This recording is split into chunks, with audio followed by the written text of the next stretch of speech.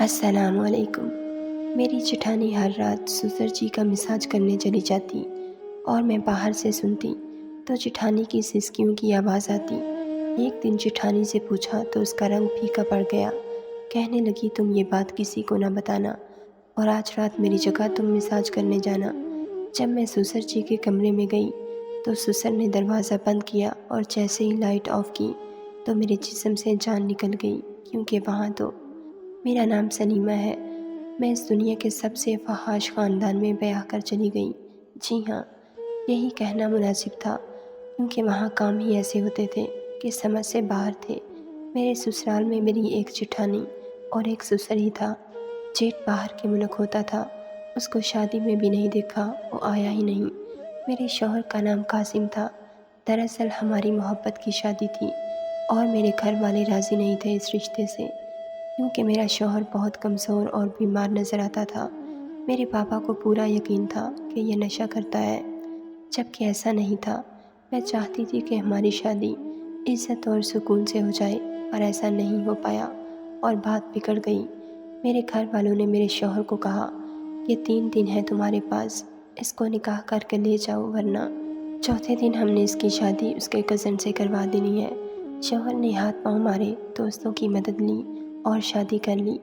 پاپا نے کہا تم پر آج سے اس گھر کے دروازے بند ہیں، پر میں حیران تب ہوئی جب قاسم کے والد صاحب بھی شادی میں خوشی خوشی آئے اور ولیمہ بھی ہوا۔ وہ بالکل بھی ناراض نہیں تھے، کہتے تھے کہ محبت کرنا گناہ نہیں۔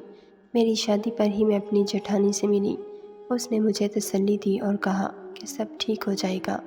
اب شوہر دن رات محنت کرنے لگا، کیونکہ اب ہمیں پیسوں کی ضرورت تھی۔ وہ صبح جاتا تو رات کو ہی واپس آتا۔ ایسے میں گھر میں صرف میں اور میری جٹھانی ہی تھے۔ ایک دن میں نے کچھ بہت ہی عجیب دیکھا۔ رات ہوتے ہی میری جٹھانی سارا کام ختم کرنے کے بعد میرے سسر کے کمرے میں جا رہی تھی۔ اس کے ہاتھ میں تیل کی ایک پیالی تھی۔ میں یہ منظر دیکھ کر بڑی حیران ہوئی۔ وہ اندر گئی اور اس کے اندر جا کر دروازہ بند کر لیا۔ میں حیران رہ گئی کہ بھلا اس وقت اس کا اندر کیا کام ہے اور یہ تیل لے کر اندر کیوں گئی ہے۔ کچھ دیر میں کھڑی رہی کہ شاید تیل دینے گئی ہوگی اور دروازہ غلطی سے بند ہو گیا ہوگا، وہ ابھی واپس آ جائے گی، لیکن وہ واپس نہیں آ رہی تھی۔ 15 سے 20 منٹ گزر گئے، واپس نہیں آئی۔ کچھ دیر بعد میرا شوہر آ گیا۔ میں نے اس کے لیے کھانا گرم کیا، پھر ہم نے ساتھ بیٹھ کر کھانا کھایا۔ شوہر نے رات کی نماز پڑھی۔ تھوڑی دیر بعد اس نے مجھے چائے کا کہہ دیا۔ میں چائے بنانے کے لیے دوبارہ کچن میں گئی۔ تب بھی میں نے دیکھا کہ جٹھانی اپنے کمرے میں نہیں تھی اور سسر کے کمرے کی لائٹ بھی آف تھی۔ اس کا مطلب وہ سو چکے تھے۔ پھر میں چائے بنا کر واپس آ گئی تو برتن رکھنے کے لیے دوبارہ آئی۔ تب بھی میں نے دیکھا یہی سلسلہ جاری تھا۔ خیر، چوکیدار بن کر تو نہیں بیٹھ سکتی تھی اور بھی کچھ نہیں کر سکتی تھی۔ میں اپنے کمرے میں آ گئی۔ صبح اپنی جٹھانی سے پوچھنا چاہتی تھی، لیکن ہمت نہیں ہو رہی تھی۔ اگلے دن پھر سے یہی ہونے لگا۔ وہ پھر رات ہوتے ہی سارے کام ختم کر کے کافی جلدی میں نظر آ رہی تھی۔ جب اس کو لگا کہ اب سارے گھر والے سو گئے ہیں تو وہ تیل لے کر میرے سسر کے کمرے میں چلی گئی۔ میں دیر تک جاگتی تھی، کیونکہ میرا شوہر دیر سے آتا تھا۔ دروازہ بند ہونے والی بات نے مجھے بہت زیادہ پریشان کیا تھا۔ میں آہستہ آہستہ چلتی ہوئی کمرے کے پاس چلی گئی۔ میرے قدم بہت ہی محتاط انداز میں آگے بڑھ رہے تھے اور کان ضرورت سے زیادہ ہی کھلے ہوئے تھے۔ چھوٹے موٹے شور کی آواز پر بھی میری آنکھیں ادھر ادھر دیکھنا شروع کر دیتیں، لیکن پھر میں نے ایسی آواز سنی جس کو سن کر میں حیران رہ گئی، کیونکہ میری جٹھانی جب کمرے میں تھی تو سسر کے کمرے سے میری جٹھانی کی سسکیوں کی آواز آ رہی تھی۔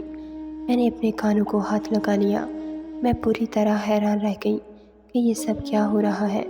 پہلے مجھے لگا کہ میرا وہم ہے، لیکن میں نے باقاعدہ آوازیں سنی اور اب تو میں بھی پورے یقین کے ساتھ کہہ سکتی تھی کہ جو کچھ بھی ہو رہا تھا۔ میں نے دروازے پر دستک دینے لگی کہ لائٹ آن ہو گئی اور میں ڈر گئی کہ لگتا ہے کوئی باہر آ رہا ہے۔ میں واپس اپنے کمرے میں آ گئی۔ سوچا اپنے شوہر سے بات کروں، لیکن اس کو یہ سب کچھ نہیں بتایا۔ اگلے دن اپنی جٹھانی سے ہی بات کرنے کے بارے میں سوچا۔ وہ میرے سامنے بیٹھی سبزی کاٹ رہی تھی اور میں برتن دھو رہی تھی۔ میں نے کہا کہ رات کو تم سسر جی کے کمرے میں کیا کرنے گئی تھی؟ تمہارے ہاتھ میں تیل تھا اور تم نے دروازہ بند کر دیا۔ میری جیٹھانی تو حیران ہی رہ گئی۔ اس کو مجھ سے اس طرح کی بات سننے کی امید نہیں تھی۔ کہنے لگی کہ ان کے پاؤں میں درد تھا تو میں ان کے پیروں پر تیل لگانے کے لیے گئی تھی۔ میں نے کہا کہ تیل لگانے کے لیے گئی تھی، دروازہ بند کرنے کی کیا ضرورت تھی؟ اور تم تو جا کر اندر ہی بیٹھ گئی۔ میں 2-3 دفعہ چکر لگانے کے لیے آئی تو میں نے دیکھا کہ تم کمرے میں تھی ہی نہیں۔ میری جیٹھانی نے مجھ سے جھوٹ بول دیا کہ میں کمرے میں نہیں، باتھ روم میں تھی، اس لیے تمہیں نظر نہیں آئی ہوں گی۔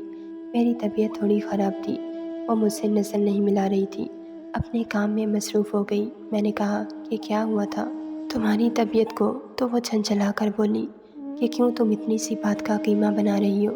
چھوڑ دو یہ سب کام کرو، آج بہت زیادہ گرمی ہے، انسان کو اپنا اچھا نہیں لگتا، اور تم ہو کہ اتنے سارے سوال کر رہی ہو۔ اس نے بات کا رخ دوسری طرف کر دیا تھا، لیکن میں نے اندازہ لگانا تھا لگا لیا۔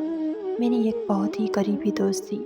جب میں نے اس کو یہ سب کچھ بتایا تو اس نے اس بات کو سن کر اسے ہوا دی اور اپنے کانوں کو ہاتھ لگا کر بولی کہ پاگل تو نہیں ہو گئی ہو؟ ظاہر ہے وہاں پر کیا ہو رہا ہوگا، تمہیں پتہ کرنا چاہیے۔ میری جیٹھانی بھی بڑی عجیب طرح کی عورت تھی، چپ چاپ رہتی تھی اور بہت ہی کھلے کپڑے پہنتی تھی۔ ایک طرف کہتی تھی کہ مجھے گرمی لگ رہی ہے اور دوسری طرف اتنے لمبے اور موٹے کپڑے پہنتی تھی۔ تب اس کو گرمی نہیں لگتی تھی کیا؟ کوئی نہ کوئی گڑبڑ ضرور تھی۔ ایک دن ہمارے گھر میں ایک رشتہ دار آئی ہوئی تھی۔ اس سے باتوں باتوں میں نے باتیں کی تو اس نے کہا کہ تمہارا شوہر بھی شادی سے پہلے باہر کے ملک جانا چاہتا تھا، لیکن اس کے باپ نے جانے نہیں دیا۔ میں نے کہا کہ میرا شوہر باہر نہیں جائے تو اچھا ہے، میں اس سے بہت محبت کرتی ہوں۔ انہوں نے کہا کہ ہاں، تمہاری جیٹھانی کا بھی تو شوہر باہر ہوتا ہے، بیچاری کتنی اداس ہوتی ہے۔ میں نے کہا کہ نہیں، اداس نہیں ہوتی، بالکل نارمل رہتی ہے، تیار بھی ہوتی ہے، ہاتھوں میں چوڑیاں بھی پہنتی ہے۔ تو کہنے لگی کہ نہیں، ایسا تو نہیں، ہم نے تو اسے بڑا ہی اداس دیکھا ہے، ویسے ہے بہت خوبصورت۔ میں نے کہا خوبصورت تو بہت ہے، ایسے میں شوہر پاس نہ ہو تو انسان تیار ہو کر کس کو دکھاتا ہے، لیکن اس کا دل کرتا ہے تیار ہونا چاہیے، یہ اچھی بات ہے۔ انسان کو اپنے لیے بھی تیار ہونا چاہیے، صرف شوہر کے لیے عورت کیوں تیار ہو، وہ اپنے لیے بھی تیار ہو سکتی ہے تاکہ اپنے آپ کو خوبصورت دیکھ کر اسے خوشی مل سکے۔ میری جیٹھانی کو دیکھ کر بالکل بھی نہیں لگتا تھا کہ اس کا شوہر باہر ہے۔ نہ اس گھر میں میرے جیٹھ کی کوئی بات ہوتی تھی، نہ ہی کوئی اس کا نام لیتا تھا، نہ میں نے اس کی کوئی تصویر دیکھی تھی۔ جیٹھانی کو کبھی بھی اپنے شوہر سے فون پر بات کرتے نہیں دیکھا تھا۔ اگر شوہر باہر تھا تو فون تو کرتا ہی ہوگا۔ یہاں تک کہ میرے سسر بھی یہ نہیں کہتے تھے کہ بیٹا باہر ہے۔ ایک دفعہ ہم سب کھانا کھا رہے تھے تو میرے سسر نے کہا کہ اللہ نے ایک ہی بیٹا دیا ہے اور یہ سارا کچھ اسی کا ہے، ساتھ ہی وہ کھانسنے لگے۔ میں نے کہا کہ ابو، آپ کا ایک اور بیٹا بھی تو ہے؟ کہنے لگے ہاں، ایک اور بیٹا بھی ہے۔ غلطی ہو گئی مجھ سے، باپ تھوڑی نہ اولاد کو بھول سکتے ہیں، میں تو مذاق کر رہا تھا۔ ہم سب حیران ہوئے کہ وہ کیسے بھول گئے۔ میرے شوہر نے بھی عجیب سا چہرہ بنا لیا اور جیٹھانی بھی ادھر ادھر دیکھنے لگی۔ ایسا لگا کہ یہ تینوں ہی مجھ سے کوئی بات چھپا رہے ہیں، لیکن میری جیٹھانی کی وہی روٹین تھی۔ میں نے پھر اس سے سوال کیا تو کہنے لگی کہ سسر کی ٹانگوں میں درد ہوتا ہے، جب تک ان کی ٹانگیں نہ دباؤں انہیں نیند نہیں آتی، لیکن میں یہ سوچ رہی تھی کہ وہ جب سو جاتے ہیں تو یہ واپس کیوں نہیں آتی، کمرے کے اندر ہی کیوں رہتی ہے، یا ساری رات ٹانگیں دباتی رہتی ہیں۔ اس کے ساتھ میرے سسر کا کوئی رشتہ بھی نہیں تھا کہ اس کے چاچو ہوتے یا ماموں۔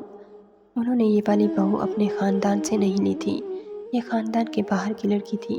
پھر یہ اتنی عجیب بات تھی کہ یہ سسر کے کمرے میں چلی جاتی ہے، ان کی ٹانگوں کی مالش کرتی ہے، مساج کرتی اور پھر وہیں پر سو بھی جاتی تھی۔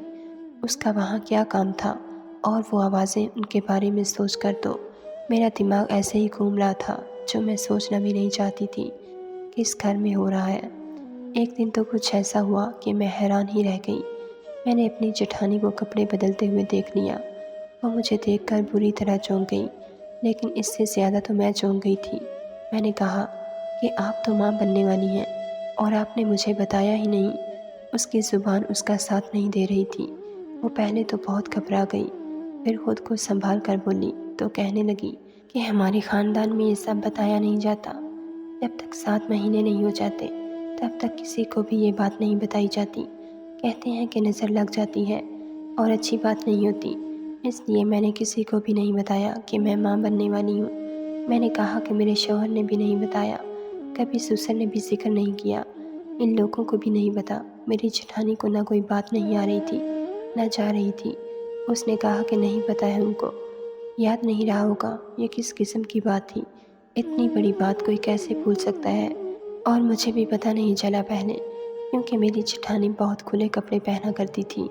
पर अब उसको देखकर लगता था कि उसका 7वां महीना चल रहा है। इसका मतलब कि 7 महीने पहले मेरा जेठ आया था, लेकिन फिर भी कोई उस घर में उसका नाम नहीं लेता था। क्या उनके साथ उनकी कोई दुश्मनी थी, या उसको पसंद नहीं करते थे?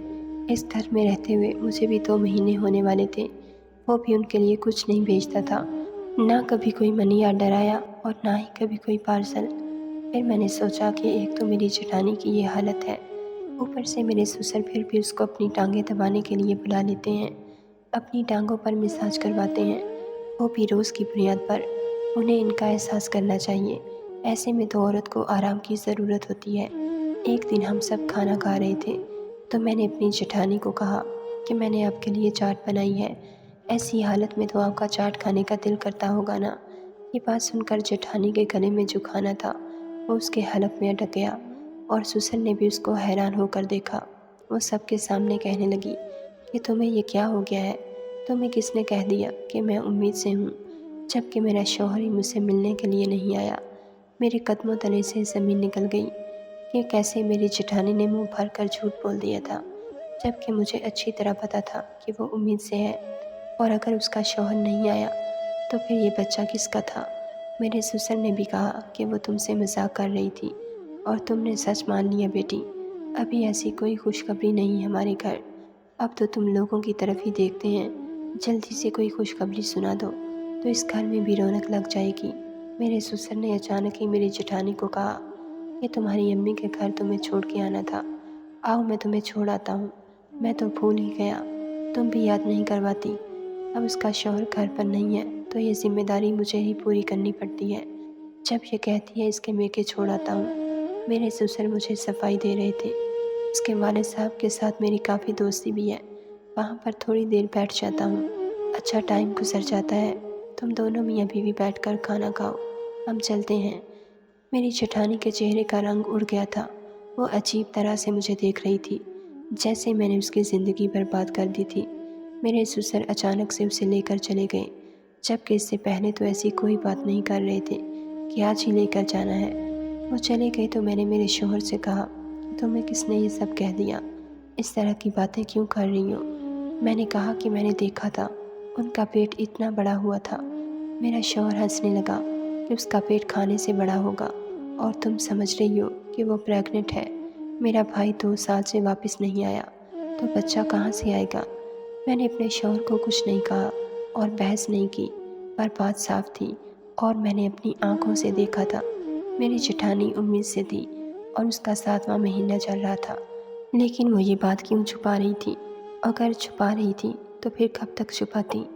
क्या उसने बच्चे को पैदा नहीं करना था? मेरे ससुराल जेठानी को रात तक वापस आए तो अपने जेठानी को देखकर मैं हैरान रह गई। उसके चेहरे पर एक बहुत बड़ा निशान बना हुआ था, जख्म लगा था। मैं आगे बढ़ी, मैंने कहा क्या हुआ, कैसे हुआ? तो कहने लगा कि वापसी पर रक्शे में से गिर गई बेचारी, मुंह ज़मीन पर लग गया। मैं हैरान रह गई। मेरी जेठानी की आंखों को देखकर लग रहा था कि वो झूठ बोल रही है। वो अपने कमरे में चली गई, उसने खाना भी नहीं खाया। अगर वो रक्शे से गिरी थी और उसका मुंह ज़मीन पर लगा था तो फिर उसके बच्चे को भी नुकसान पहुंच सकता था, जबकि ऐसा कुछ भी नहीं लगता था। ऐसा लगता था किसी ने उस पर तशद्दुद किया है। आज रात भी जब वो मेरे ससुर के कमरे में जा रही थी, उसकी आंखों में आंसू थे, और उनके कमरे में जाने से पहले उसने आंसू साफ कर लिए। उस बेचारी के साथ या तो कोई जुल्म हो रहा था, और या फिर ये खुद ही ये सब कुछ कर रही थी। एक दिन मुझे बहुत ज़्यादा गुस्सा आ गया और मैंने अपनी जेठानी को कहा कि क्यों इतना बड़ा झूठ बोल रही हो? सबके सामने मैं अंधी नहीं हूँ, मैंने तुम्हें अपनी आंखों से देखा है, तुम माँ बनने वाली हो। तुमने नकली पेट नहीं लगा रखा, तुम इतना खाना नहीं खाती हो कि तुम मोटी हो जाओ। तुम्हारी कोख में किसी का बच्चा है, तुम्हारा शौहर नहीं आया, تو پھر یہ بچہ کس کا ہے؟ میری جٹھانی نے میری بات سن لی تھی لیکن جواب نہیں دے رہی تھی۔ کیوں نہیں آتے ہو کمرے سے واپس؟ تیل لگا دیا تو واپس آ جاؤ، وہاں سونے کی کیا ضرورت ہے؟ اور کون سا ان کی ٹانگوں میں درد رہتا ہے جو روز تم نے تیل سے مساج کرنا ہوتا ہے؟ کون سا کام کرتے ہیں وہ؟ اگر تم دونوں مل کر کوئی چکر چلا رہے ہو اور اگر مجھے پتہ چلا تو میں سارے چک میں تمہیں بدنام کر دوں گی، چھوڑوں گی نہیں تم لوگوں کو۔ مجھے پتہ ہے کہ ایک عورت مرد کے بغیر نہیں رہ سکتی۔ تمہارا شوہر 2 سال سے باہر کے ملک میں ہے، لیکن اس کا مطلب یہ نہیں کہ تم اس کی عزت کا خیال نہ کرو۔ اور اس بچے کا کیا قصور ہے؟ یہ اس دنیا میں آئے گا تو یہ کس کو باپ کہے گا؟